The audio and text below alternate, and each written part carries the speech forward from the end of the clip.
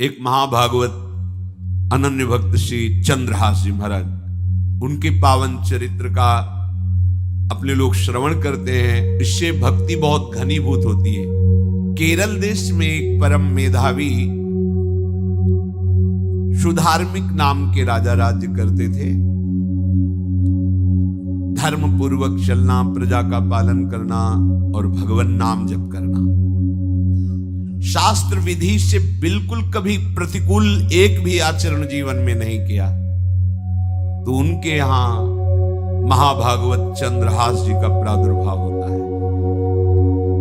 भगवान के भक्तों का जिस कुल में प्रादुर्भाव होता है, वो कुल, वो ग्राम, वो नगर, वो देश परम पूजनीय हो जाता है। ये महाभाग्यशाली मूल नक्षत्र में प्रकट हुए। लौकिक में अमंगल माना जाता है और भाव में देखो तो मूल कौन है? नक्षत्र भगवान। ऊर्ध्वमूल मधा शाखा सत्वम प्राहुरभ्यम। सबके मूल कौन है? श्री भगवान। किस नक्षत्र में पैदा हुए? मूल में, भगवत स्वरूप। और लोक में माना जाता है कि मूलन में पैदा हुआ है लड़का, अमंगल है, कुछ नष्ट ही होगा, संसार बड़ा विचित्र है। जैसे बालक रोता है ऐसे उनकी आवाज में निकला कृष्ण कृष्ण। बड़ा आनंद हुआ सुधार्मिक राजा को कि हमारे कोई महाभागवत पधारा है, क्योंकि ये भजन करके पूर्व जन्म में ऐसी भागवती की स्थिति प्राप्त की कि अबोध अवस्था में ही श्रीमुख से कृष्ण नाम निकल रहा है। आनंद उत्सव मनाया जा रहा है। राजा है, राजकुमार प्रकट हुआ। और दूसरी बात, वो स्वयं भक्त हैं और भगवान का ऐसा भक्त जो जन्म लेते ही कृष्ण नाम उच्चारण किया। ये आनंद ज्यादा दिन टिका नहीं। रोज बधाइयां हो रही, आनंद उत्सव मनाए जा रहे। शत्रु पक्ष के राजाओं ने मिलकर कहा यही अवसर है, आक्रमण कर दिया जाए और केरलाधिपति का सब पूरा महल घेर करके कोई एक भी न बचने पावे। शत्रु पक्ष के राजाओं ने घेर लिया। आसपास से राजा और सैनिकों ने घेर लिया। अब वो असावधान थे, आनंद में पुत्र हुआ है, बधाइयां, कोई संभावना ही नहीं थी। गुप्त रूप से शत्रु पक्ष के राजाओं ने आक्रमण करके घेर लिया। अब राजाओं की कई सेनाएं और इनकी असावधानी पूर्वक आनंदमयी वृत्ति में कोई पहले से पता हो तो तैयारी करते, तत्काल आक्रमण को रोकने का प्रयास किया पर असफल रहे। इनके सैनिक भी मारे गए, राजा भी मारे गए, राजमहल को घेर लिया गया, कोई भी एक भी बच के न जाने पावे। तो राजमाता जिनसे चंद्रहास जी का प्रादुर्भाव हुआ था, उन्होंने धाय मां को कहा कि मेरे पुत्र को बचाने में तुम समर्थ हो, मेरे तो प्राण नहीं बचेंगे। अगर ये लोग नहीं मारते तो मैं अपने पति के शव के साथ सती हो जाऊंगी। पहले ऐसी धार्मिक निष्ठा माताओं बहनों में होती थी कि धाय मां ने विचार किया कैसे बचा सकती हूं, आसपास तो सब सैनिक घेरे हुए हैं। तत्काल उसने विचार किया कि अगर हम इनको राजकुमार की तरह ले जाती है तो हमें भी मारा जाएगा और इनको भी मारा जाएगा। देखो कितनी विपत्ति जन्म लेते हैं। कोई प्रश्न कर सकता है कि महाभागवत जिनके घर में प्रकट हो तो वहां धन वैभव सुख संपत्ति बढ़नी चाहिए, यहां तो जन्म से ही जैसे वहां माता पधारी। ये क्या है? तो श्री भगवान स्वयं कह रहे हैं यस्य तुष्टो रहम पार्थ वित्तम तस्य हराम्यहम् करोमि बंधु विच्छेदम सच कष्टेन जीवति। हे अर्जुन, मैं जिस पर बहुत प्रसन्न होता हूं, आप अपने ऊपर भगवान को बहुत प्रसन्न करना चाहते हैं? बहुत प्रसन्न करने में ये है, देख लो। कह रहे जिस पर मैं बहुत प्रसन्न होता हूं, सबसे पहले उसका ऐश्वर्य नष्ट करता हूं। फिर क्या करता हूं? फिर बंधु बांधवों का। फिर क्या करता हूं? असाध्य रोग उसके शरीर में। बोले महाराज जी तुम प्रसन्न हुए हो कि पूरे के पूरे नाराज हो गए हो? बोले यही मेरी प्रसन्नता है। क्या? माया का नाश। अब एकमात्र भरोसा केवल भगवान का, दूसरा कोई नहीं। ये सबको पसंद नहीं आएगा। सब तो उस भगवान की भक्ति चाहते हैं कि अगरबत्ती धूप बत्ती तन मन धन सब तेरा स्वामी, क्या लागे मेरा। पर अंदर से कह रहे सब तन मन धन सब मेरा, क्या लागे तेरा।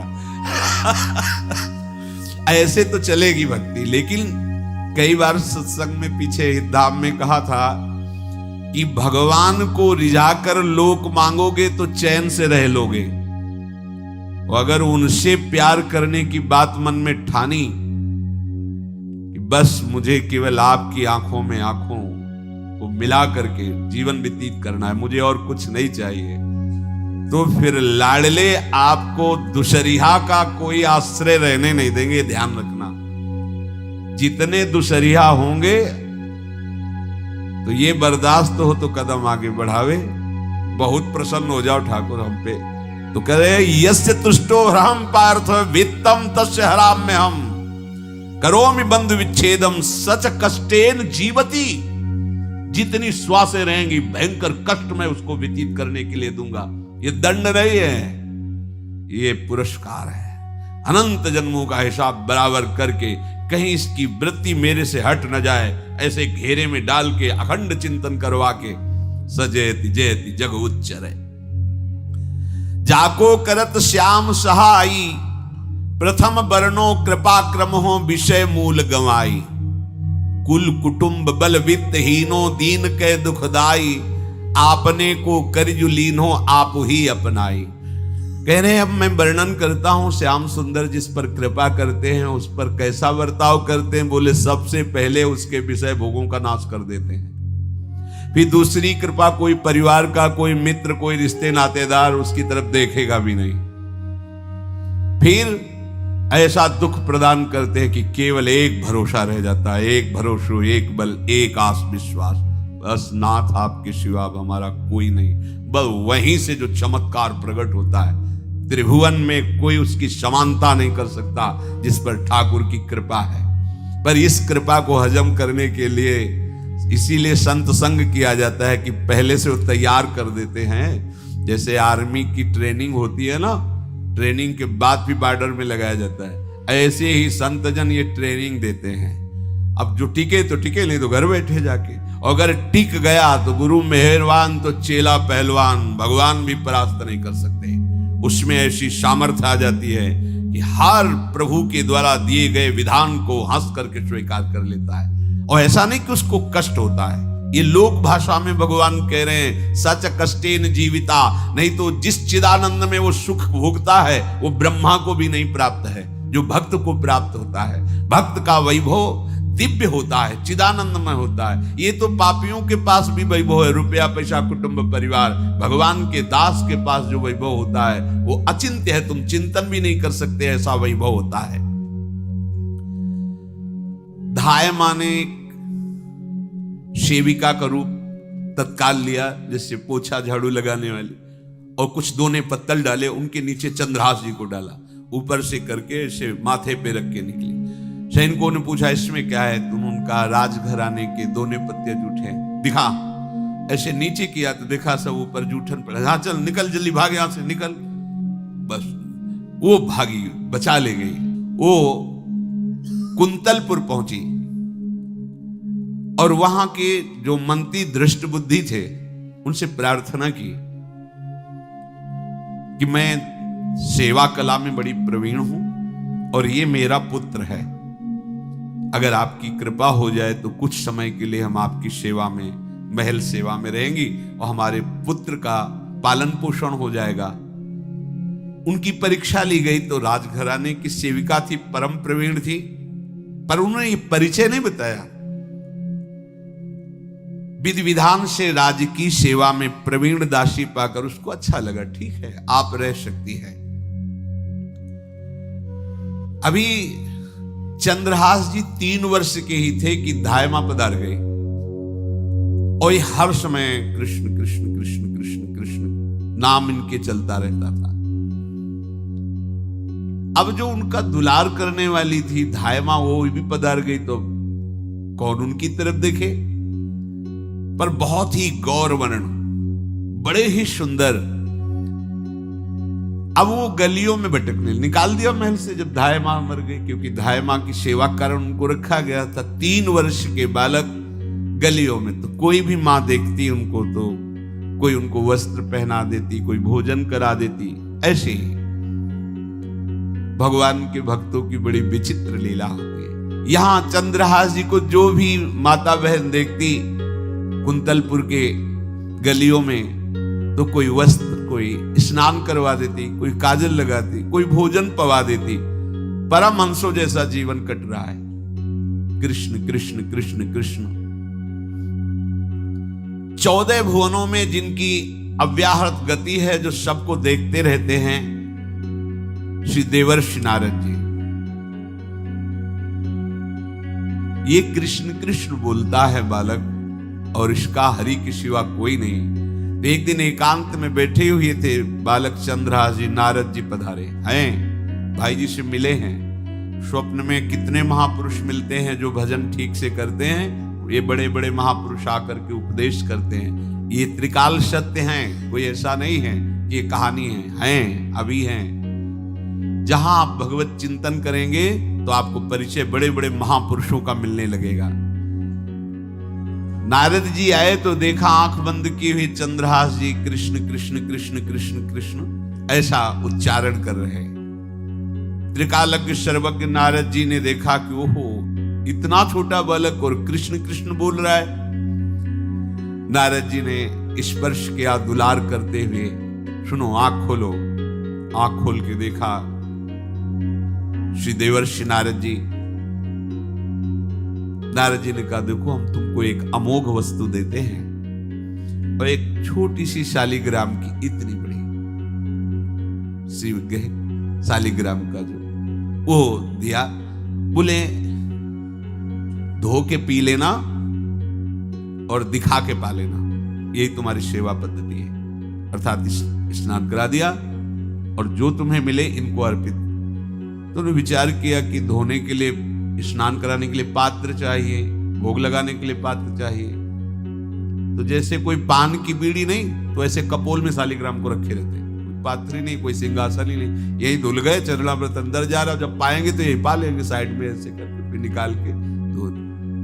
यहां कपोल में रखते छोटे से शालिग्राम चंद्रहास जी, और उपदेश किया भगवान के मंत्र का। जब कोई भगवत प्राप्ति के लिए चलता है तो भगवान ही गुरु रूप से प्राप्त होते हैं, वहां तक तुम्हें पहुंचा देते हैं या उन महापुरुष को आपसे मिला देते हैं। जब कोई भगवत प्राप्ति के लिए जहां चलता है तो ये भगवान अपनी तरफ से कृपा करते हैं। ये दृष्ट बुद्धि के जो महल में धाय माँ ने इनका आश्रय स्वीकार करवाया था, उसके एक पुत्र थे मदन जी, वो बड़े भागवत थे। और एक पुत्री थी जिसका नाम था विषया, वो बड़ी सुंदर थी, अभी छोटी अवस्था की थी। मदन जी का स्वभाव था भक्तों को भोजन पवाना। जो भगवत भाव के जन होते हैं उनके हृदय में ऐसा उत्साह होता रहता है कि जो वैष्णव हैं, संत जन हैं, इनको भोजन पवाने का मतलब श्री भगवान को भोजन पवाना। भक्तमाल में भी वर्णन है कि जैसे गर्भवती मां को आप कुछ भी पवाओ तो बालक की पुष्टता अपने आप होती है, ऐसे संतों के हृदय में भगवान विराजमान प्रगट रूप से हैं। जब हम संतों को भगवत भाव से भोग पवाते हैं तो साक्षात भगवान ही पाते हैं। वो मदन थे भगवत भाव के, तो उन्होंने बुलाया बड़े बड़े भक्तों को और ब्राह्मणों को। जब ब्राह्मण और भक्त पा रहे थे तो खेलते खेलते चंद्रहास जी भी वहीं चले गए और उन्होंने भी वहां प्रसाद पाया। अब बड़े बड़े ब्राह्मणों में एक ज्योतिषाचार्य थे। दृष्ट बुद्धि जी ने हाथ जोड़कर प्रणाम किया और अपने परिवार को प्रणाम करवाया और कहा, यह हमारी पुत्री है। दृष्ट बुद्धि जी ने कहा, आप इसका हाथ देकर बताइए इसको वर कैसा मिलेगा, कैसा ऐश्वर्य होगा। दृष्ट बुद्धि मतलब दुष्ट बुद्धि, ऐसा ही था वो। पर बड़ा विचित्र खेल है, इसकी बुद्धि एकदम विपरीत और पुत्र महाभागवत। भगवान का खेल है। वो भक्ति विरुद्ध और पुत्र भागवत। उन्होंने कहा वर, ऐसे दृष्टि डाली चंद्रहास जी वहीं पार, वो है इसका वर। वो इसे धाय का एक दासी का लड़का हमारी पुत्री का वर बने। बोले शायद आपने ध्यानपूर्वक रेखा नहीं देखी, वो हम देख लिए हैं, यही है तुम्हारी पुत्री का वर। दृष्ट बुद्धि ने विचार किया कि एक भिखमंगा हमारी राजकुमारी पुत्री का दूल्हा बनेगा। पंडित जी को तो दक्षिणा दी, विदा किया और सैनिकों से कहा घर से निकलने न पावे बालक, क्योंकि ज्योतिष पक्की, ज्योतिष शास्त्र सत्य है, पर उसका सम्यक ज्ञान होना चाहिए। भला मुझ सम्राट के मंत्री की पुत्री, वो महामंत्री हैं दृष्ट बुद्धि, और ये एक भिखमंगा कैसे हो सकता है? बड़ा हृदय में जलन हुआ, ये तो बड़ी अपकीर्ति और दुर्भाग्य का विषय होगा, इसी को मरवा डालते हैं, काम खत्म हो जाएगा। निश्चय किया और जल्लादों को बुलाया और कहा ये बालक जो पंगत में भोग पा रहा है, इसको ले जाओ और जंगल में मार के, और इसका कोई अंग हमें काट के दिखाओ कि हम मार, मतलब पक्का मार देना है। क्योंकि वो इतने सुंदर थे, इतने सुशील थे, इतने प्यारे लगते थे कि कोई भी मारने के लिए तैयार। इसीलिए उसने शर्त रखी, इनका अंग काट करके हमको प्रमाण में दिखाया जाए कि मार दिए गए हैं। चांडालों ने हाथ पकड़ा चंद्रहास जी को, लेकिन चंद्रहास जी का स्पर्श करते हुए उनको ऐसा दुलार होने लगा हृदय में, जैसे मां को अपने बच्चे से दुलार होता है। स्पर्श करते, दरस परस अघनाश, भक्त का स्पर्श ही पापों का नाश कर देता है। वो दो जल्लाद आपस में कहने लगे भाई जीवन हो गया लोगों को मारते हुए, कभी कोई पुण्य का काम नहीं किया। ये देखो भक्त संग का प्रभाव। इस सुकुमार विशाल नेत्र, कैसा सुंदर बालक जो हमारे चित्त को चुरा रहा है, इस दुष्ट बुद्धि मंत्री ने आदेश किया मारने का। भला इससे क्या बिगाड़ा इनका, क्यों मारना चाहता है? देखो वैसे तो मां पापी है ही है, क्योंकि जल्लाद घर में जन्मे हैं, पूर्व जन्म के पापों के अनुसार इस जन्म में न जाने कितनों को हमने काटा है।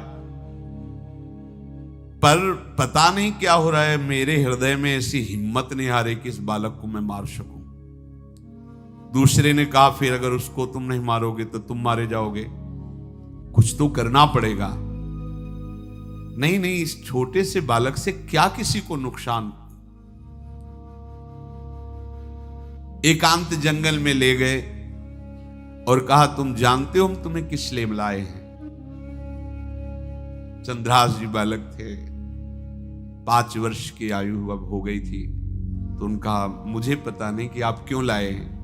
बोले हम जल्लाद हैं, तुम्हें मारने का हुक्म दृष्ट बुद्धि ने दिया है, मारना तो पड़ेगा ही तुम्हें। हमारी इच्छा नहीं कि मारे, पर हम तुम्हें अंतिम बात पूछते, तुम्हें कुछ भी पसंद हो, कुछ भी, तो तुम कहो, हम तुम्हारे लिए ला के देंगे जो तुम्हें चाहिए, बोलो, पर हमें वध करना पड़ेगा तुम्हारा।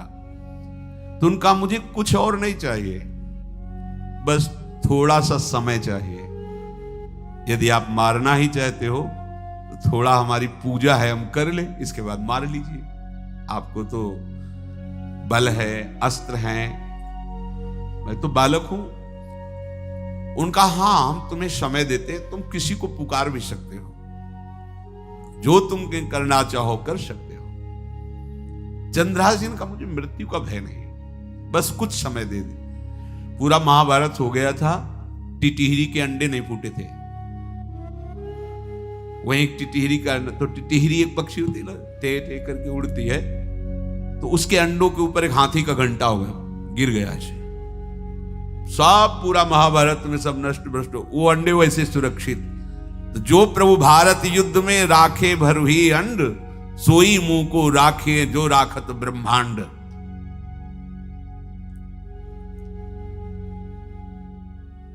मैं तो अनाथ हूं, श्री कृष्ण के सिवा कोई मेरा है नहीं, मैं किसको पुकारूं?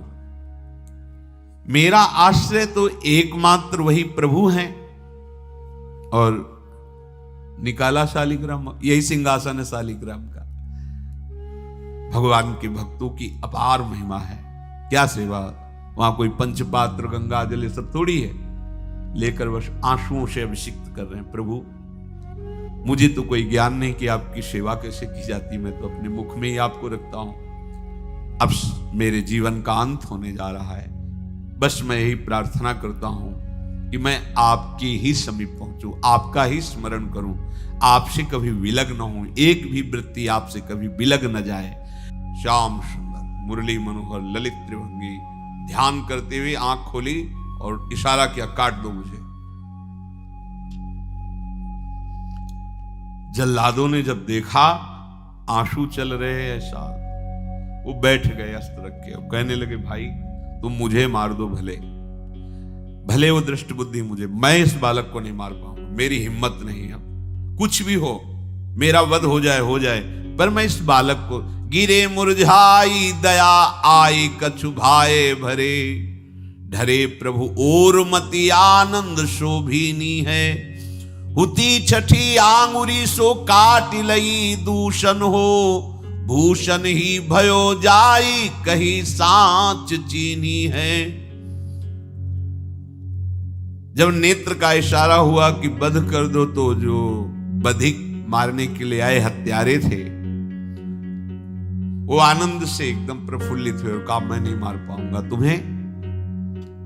तो एक ने कहा देखो एक उपाय मुझे दिखाई दे रहा है, इस बालक में विशेषता तो है ही, पर इसके पैरों में देखो, बाएं पैर में एक छठी अंगुली भी है, किसी किसी को होती है।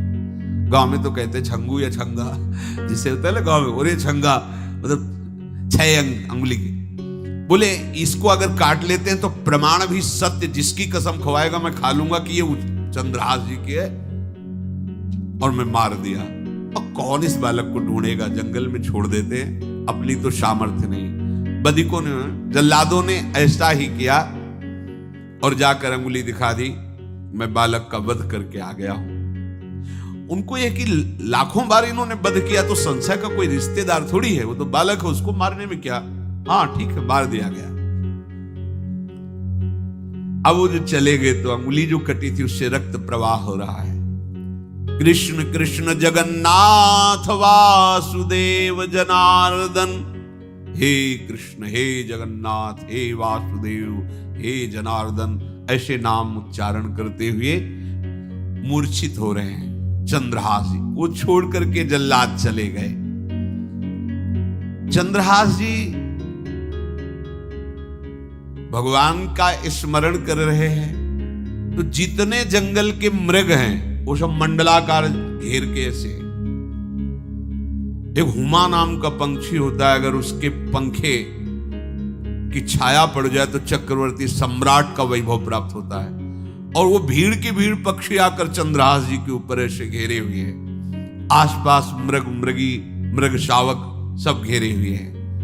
बीच में चंद्रहास जी कृष्ण गोविंद दामोदर माधव ऐसे उच्चारण कर रहे हैं। जो भगवान के चिंतन में मगन रहना अपना स्वभाव बना लेता है, तो देखो ऐसे हत्यारों के हृदय में भी दया गई, क्योंकि दया समुद्र भगवान का स्मरण जो करते हैं उनमें ऐसी महामहिम दिव्यता आ जाती है। कोई भी कितना भी निर्दयी हो, अंदर से वो भले जल रहा है द्वेष के कारण, पर कहीं ना कहीं ये द्वेष आंतरिक राग का सूचक हो। वो भी भक्त को प्यार करता है, पर भक्ति ना होने के कारण वही उसका राग द्वेष में बदल जाता है। कोई भी हो, अंदर से जब भक्त के प्रति जलन पैदा करता है तो उसमें मूल होता है भक्त की महिमा, भक्त का महत्व, पर उसे ना प्राप्त, जैसे कहते हैं कि वो अंगूर खट्टे हैं और हट नहीं प्राप्त कर पाए तो अंगूर खट्टे हैं। बकाया महत्व तो सबके अंदर होता है, दुष्ट से भी दुष्ट के अंदर भगवान के भक्तों का महत्व होता है, क्योंकि सबके हृदय में भगवान विराजमान है। अब चंद्रहास जी भगवत स्मरण करते हुए पक्षियों के और मृग आदि के बीच में हैं। उधर भगवान का एक विधान तैयार होता है। वह देश भूमि में रहत लघु भूप और सुख सब एक सुत चाह भारी है। कुंतलपुर के ही अधीन एक चंदनवती नाम की राज्य नगरी थी। वहां के राजा थे, उनके पुत्र नहीं हो रहा था, तो कुंतलपुर सम्राट पद, चंदनवती राज्य राजा, जैसे प्रदेश और दिल्ली में बैठे हुए जो प्रधानमंत्री राष्ट्रपति वो बादशाह, जो दिल्ली का अधिकार वो बादशाह, और ऐसे छोटे छोटे जो राज्य हैं उनको राजा। तो ये चंदनवती के राजा कर दिया करते थे, प्रत्येक राजा को कर देना होता था बादशाह को। इनके पुत्र था नहीं, और कर देने के लिए कुंतलपुर ही जा रहे थे, तो रास्ते में देखा कि बहुत से मृग और पंछी एक घेरे हुए क्या है, तो एक कौतूहल सा कि क्या है बीच में, आसपास मंडलाकार मृग, फिर वो विहंग पक्षी जो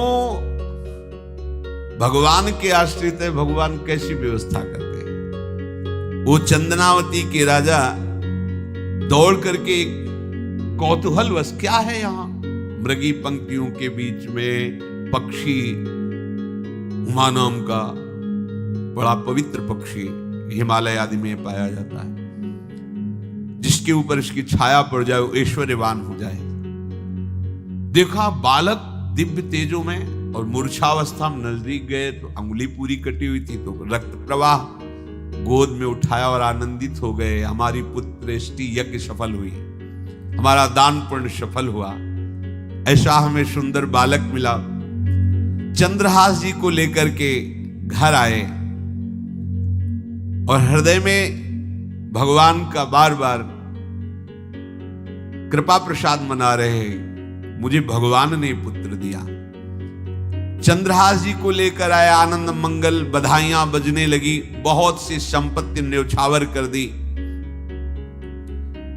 5 वर्ष के चंद्रहास जी हैं। पूछा बेटा तुम्हारे माता पिता कौन है?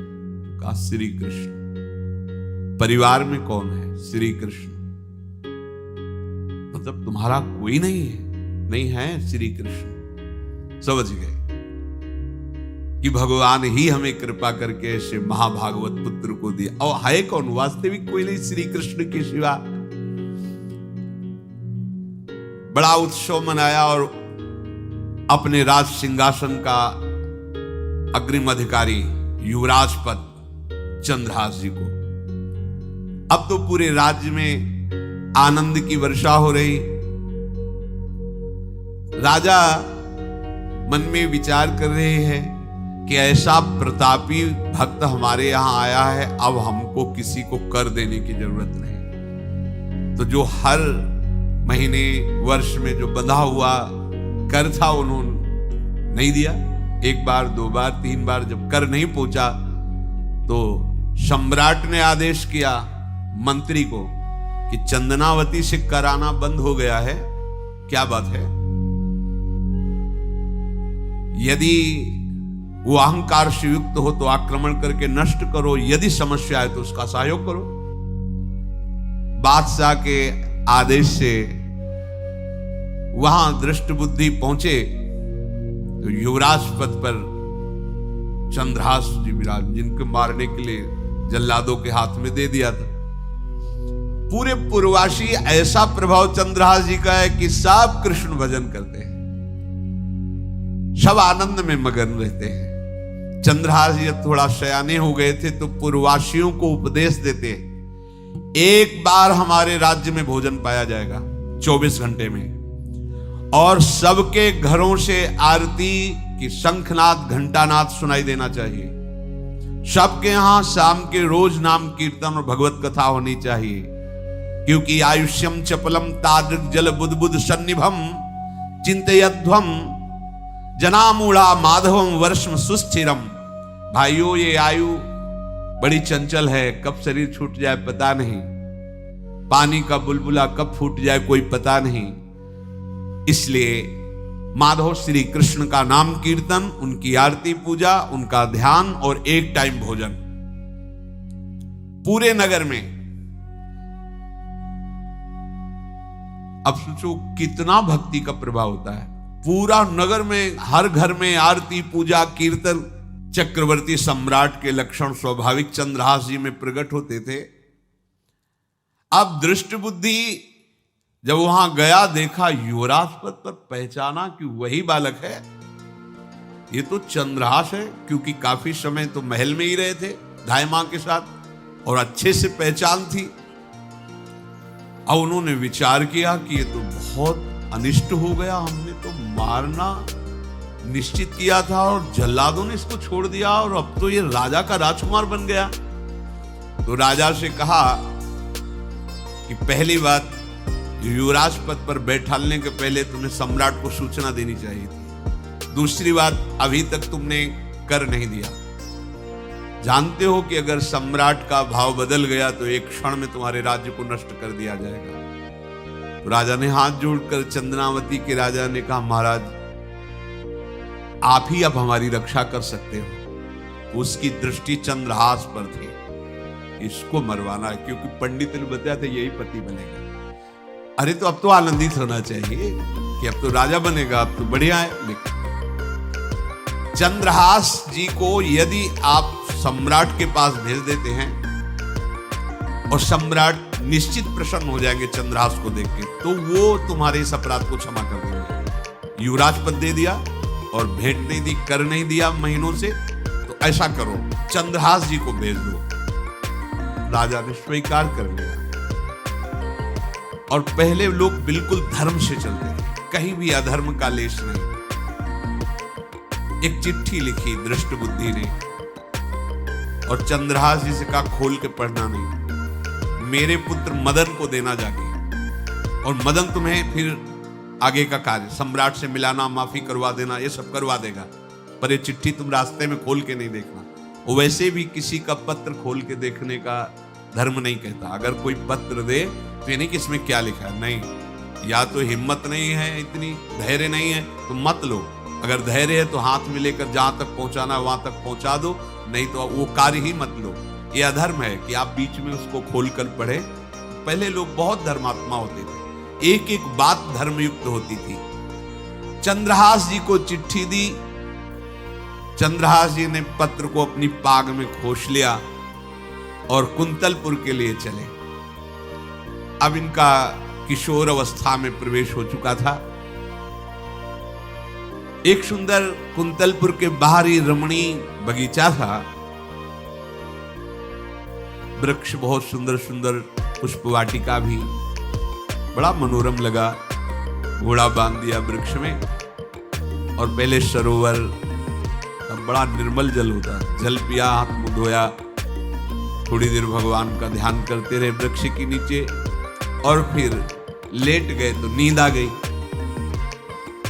भगवान बड़े कृपालु हैं। जो भगवत आश्रित होता है त्रिभुवन में कोई उसका अमंगल नहीं कर सकता। अपनी सहेलियों के साथ दृष्ट बुद्धि की वही राजकुमारी जिसके साथ इनका ज्योतिषाचार्य ने कहा था यही पति होगा, वो अपनी बहुत सी समान वयस्क अवस्था की जो किशोरियां थी उनके साथ वो, और ये राजवाटिका थी, इसमें घूमने के लिए आई।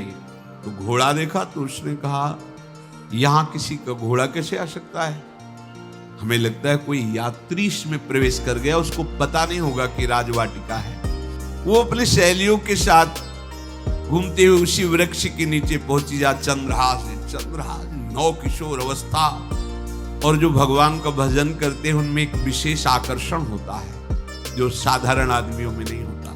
वो कैसा भी रूप हो उससे मतलब आकर्षण होता है, ऐसा लगता है इनके समीप बैठे रहे, इनको देखते रहे, इनकी बातें सुनते रहे, उनमें भगवत आकर्षण होता है। आंख मुंदी हुई शोर है, देखते ही पूर्व विधान के अनुसार उसका चित्त लुट गया।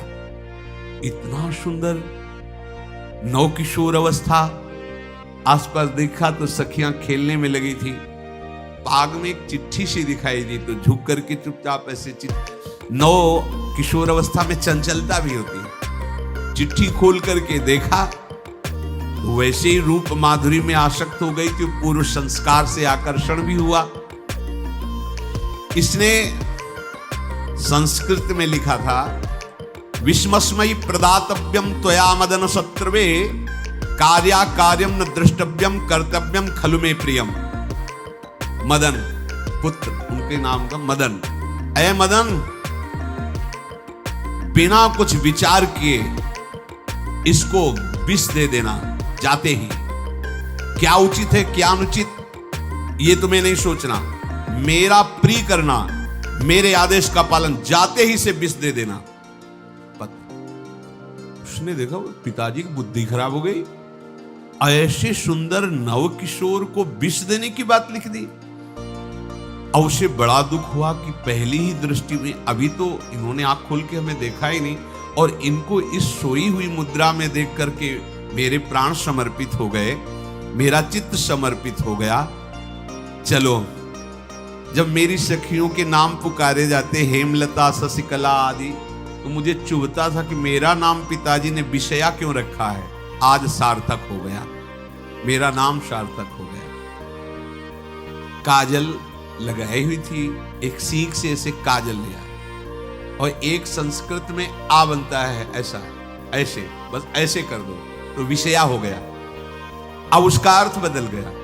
हे मदन, उचित अनुचित का विचार छोड़कर जाते ही इसे विषया प्रदान कर दो, ये मेरा प्रिय कार्य होगा। विषय पुत्र भगवान है, जैसी हो बहुतव्यता तैसी बने सहाय, आप ना आवे आप परताई तहां ले जाए। तो ओ पत्र वही घोष दिया, और ये सुख हुआ कि तो जाएंगे भाई के पास ही ना, तो घर में ही तो जाएंगे, वहां इनकी इस प्रसन्न मुद्रा में बातचीत करते हुए मैं इनको देखूंगी। ये भगवान का विधान होता है। चंद्रहास जी उठे और पूछते हुए मंत्री के घर पहुंचे, और मदन ने जो ही कि चंदनावती से पिताजी ने इनको भेजा है, ये वहां के राजकुमार हैं, हृदय से लगाया। चंद्रहास जी ने कहा आपके पिता ने पत्र दिया है। उन्होंने पत्र पढ़ा,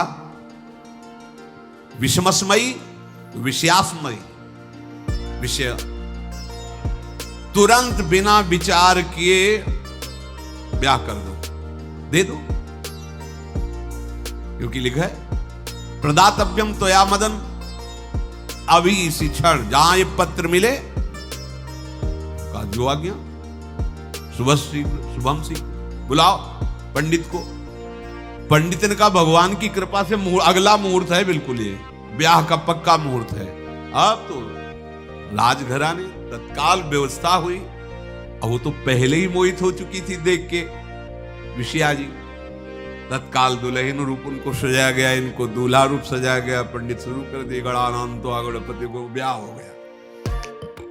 अब जब ब्याह यहां खूब धूमधाम से हो गया, तो दृष्ट बुद्धि ने सोचा कि काम हो गया होगा, विष दे दिया होगा, मर अब हम जाके संभाल लेंगे, क्योंकि राजकुमार है, कैसे विष दिया कौन दिया, तो इस बात को हम संभाल लेंगे। जब वहां घर है तो पूरे नगर में सजावट हुई थी। बोले भैया सजावट का है कि? बोले महाराज आपके ही आदेश से तो है, आपने दूल्हा भेजा था। और ब्याह किसने कब कहा ऐसा? बोले तो मदन के पास चिट्ठी रखी है। अब वो घर गए, मदन को बोला, बोले तुम्हारी बुद्धि मारी गई, क्या हमने पत्र में लिखा था? लिखा था हमने विष, इसमें विषया कैसे लिख गया? काजल से ऐसे, और पहले स्याही काजल की ही होती थी, तो ऐसे भगवान सब कुछ बना देते हैं। उनका पिताश्री एक भी अक्षर आपकी आज्ञा को उल्लंघन, आपने लिखा था बिना विचार किए उचित अनुचित का हमारी आज्ञा का पालन किया जाए। विषया प्रदातव्यम मदन, मेरा नाम लेके आपने संबोधन करके, ये देखो ये लिखा हुआ है, इसमें हमारी त्रुटि क्या है? देखा तो चंद्रहास जी दूल्हा और शुद्ध, अब उसका हृदय आग। अब तो मान जाना चाहिए, बिटिया का वरण हो गया भाई, ब्याह हो गया, अब तो गुस्सा छोड़ देनी चाहिए। पर दुष्ट बुद्धि, नाम ही रखा था दृष्ट बुद्धि, उसने कहा चाहे बिटिया विधवा रहे पर तुम्हें जिंदा नहीं रहेगी। ये दुष्ट बुद्धि होती है। देखो कैसे कैसे ऐसे ही होते हैं, कुछ लोग ऐसे ही होते हैं, हमारी इज्जत, फिर जेल काटता है पूरा परिवार, मार डालेंगे तुम्हें जिंदा नहीं रखेंगे, ऐसे दुष्ट बुद्धि का स्वभाव होता है। अब भाव जब बिगड़ जाता है तो फिर पकड़ में नहीं आती बात, यही समझ जाना चाहिए। चरणों में प्रणाम करके कि अब तो तुम हमारे बेटे के समान हो, ये भी राज्य तुम्हारा लो, भी आनंद लो। अब बड़ा सुख का कार्य है। लेकिन जब नकारात्मक सोच आ जाती है तो बुद्धि कंट्रोल में नहीं रहती, वो फिर उद्दंडता करने, उसका निश्चय गलत होता है। नजदीक गया और कहा कि बहुत कृपा हुई, आप हमारे दामाद मिले। हमारे यहाँ की एक रीति है, हमारे नगर के बाहर जो देवी है उसमें लड़की का वर अकेले पूजा करने जाता है। आपको हमारी कुल की रीति का निर्वाह करना होगा, आपको जाना ही होगा। कोई समस्या नहीं, हमारे लिए तो हर देवी देवता भगवत स्वरूप है, आपके लिए हम पूजने चले जाएंगे, पूजन की थाल तैयार करो। और उधर कई बलवान सैनिकों को भेजा, देवी पूजने जो आ रहा है तत्काल उसे काट देना, किसी भी तरह बचना नहीं चाहिए, नहीं तुम सब मारे जाओगे। जो आदेश देवी मंदिर में सैनिकों को लगा दिया, जो आवे तत्काल मार देना, क्योंकि अब भेज ही रहे ना, तो नाम नहीं लिया, कहा जो आवे तत्काल मार देना, मेरा आदेश अगर बचा तो मैं तुम्हें मार दूंगा। उन राज सैनिकों ने जो बधिक स्वभाव के थे पहले से वहां लग गए। बड़ा विचित्र भगवान का खेल। वहां के चक्रवर्ती सम्राट जो थे बड़े बड़े विद्वान और ऋषियों से बातचीत कर रहे थे। उनका महाराज अब आपका राज सिंहासन पर बैठना राज्य के लिए अमंगल होगा, ऐसा समय आ रहा है। इस समय यदि चंद्रहास जी को सम्राट पद पर बैठा दिया जाएगा तो आगे अकाल नहीं पड़ेगा और बड़ा मंगल होता चला जाएगा। ये मुहूर्त आपका राज सिंहासन पर से हटने का है, तो उनका प्रजा का मंगल हो और देश का मंगल हो, इसलिए हम बिल्कुल। मदन वहीं बैठे हुए थे। सचिव ने कहा तुरंत जाओ और जो तुम्हारे बहनोई बने हुए हैं चंद्रहास जी को लाओ। तो भागे। जो और सैनिक राज सैनिक थे पूछा किधर जा रहे हो? बोले वो अपने बहनोई चंद्रहास जी। बोले वो तो देवी पूजा के लिए गए। तो घर में जाके वो सीधे आगे बढ़े, तो जा ही रहे थे थाल सजा कर देवी। बोले सुनो इसी समय मुहूर्त है, आपको देवी पूजा हम कर लेंगे जाके, या हम थाल लेके वहां बैठे रहेंगे, पहले सम्राट पद का वो अभिषेक करो फिर देवी पूजा हो जाएगी। ये तो घर की बात है, और देवी पूजा मैं करके आ रहा हूं, वो देवी पूजा के लिए और वो सम्राट पद के लिए बीच से ही। दौड़े सुख पाई जाय मगही में लियो जाए, दियो सो पठाई नृप रंग माही भीजिए। अब जब जो सम्राट थे तो बहुत आनंदित हो गए, भगवान का भक्त तेजस्वी और बलवान शूरवीर योद्धा जो सम्राट पद पर बैठेगा तो अकाल नहीं पड़ेगा, सुख की सब प्रजा को वृत्ति प्राप्त होगी। बड़े आनंदित होकर इनका सम्राट पद पर अभिषेक हो रहा है। और दृष्ट बुद्धि के पुत्र जो मदन संतों और भक्तों का आदर करते तो वो देवी पूजा, और वहां पहले उसने बोल रखा था जो आवे तो देवी अपमान ते न डरो सम्मान करो, जात मारी डार्यो या सो भाष्यो भूप लीजिए। चंद्रहास जी का सम्राट पद पर अभिषेक और मदन जी का देवी मंदिर में प्रवेश, और सैनिकों ने काट के फेंक दिया मदन। ये जो पे कृपा रघुपति कृपाल की, बैर और की कहा सरे होई न बाको। बार भगत को जो कोई कोटि उपाय को स्वामी तुलसीदास जी। भगवान का कृपा पात्र जो भक्त है, किसकी ताकत है कि उससे बैर कर सके? चाहे कोई त्रिभुवन में हो, भक्त का बाल बांका नहीं कर सकता, चाहे करोड़ों करोड़ों उपाय कर ले। और तके नीच जो मीच साधु की, सो पामर ते मीच मरे। वेद विदित प्रहलाद कथा सुनि, को न भगति पथ पाम धरे। अगर तुम जिस भाव से साधु को नीचा दिखाना चाहोगे वही भाव तुम्हारा सर्वनाश कर देगा। वैसे ही देखो सर्वनाश हुआ, एक ही पुत्र और इसके आदेश से वह उल्टा खेल हो गया, पुत्र की ही हत्या हो गई और चंद्रहास जी को सम्राट पद पर अभिषेक किया जा रहा है। अब दृष्ट बुद्धि ने बड़ी प्रसन्नता अंदर है कि वो तो मार दिया गया होगा। सैनिक आए और बोले महाराज आपके पुत्र का वध हो गया है। पुत्र का वध कैसे? बोले आपने कहा था जो आए उसे मार देना, तो आपका पुत्र ही थाल लेकर पूजन, वो तो चंद्रहास, बोले उनका तो अभिषेक हो गया सम्राट पद पे। ये कैसे? अब अंदर भारी दुख उनके हृदय में, उन्होंने बताया कि तुम्हारे पुत्र को तो हम लोगों ने काट डाला आपके आदेश के अनुसार, आपने कहा था जो जाए उसे काट। अब तो छाती पीट पीट के, माथा फोड़ फोड़ के खूब रो रहा है। किसी का कोई भी बस नहीं चल सकता भगवान के भक्त के ऊपर। तंत्र मंत्र दुनिया का जितना भी सामर्थ्य है, ये भक्ति को ऐसे खिलवाड़ नहीं है। अब वो बार बार मैं कितना भागी, हाय मैं कितना भागी, अपने पुत्र को ही मरवा दिया, ये हाहाकार करके रो रहा है।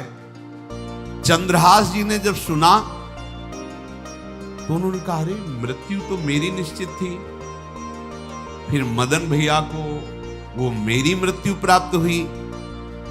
नहीं नहीं, ऐसा नहीं हो सकता, मैं अभी जाता हूं। वहां गए, अंगों को रखा, भगवान का ध्यान करते स्मरण करते से हाथ फेरा के बैठ गए।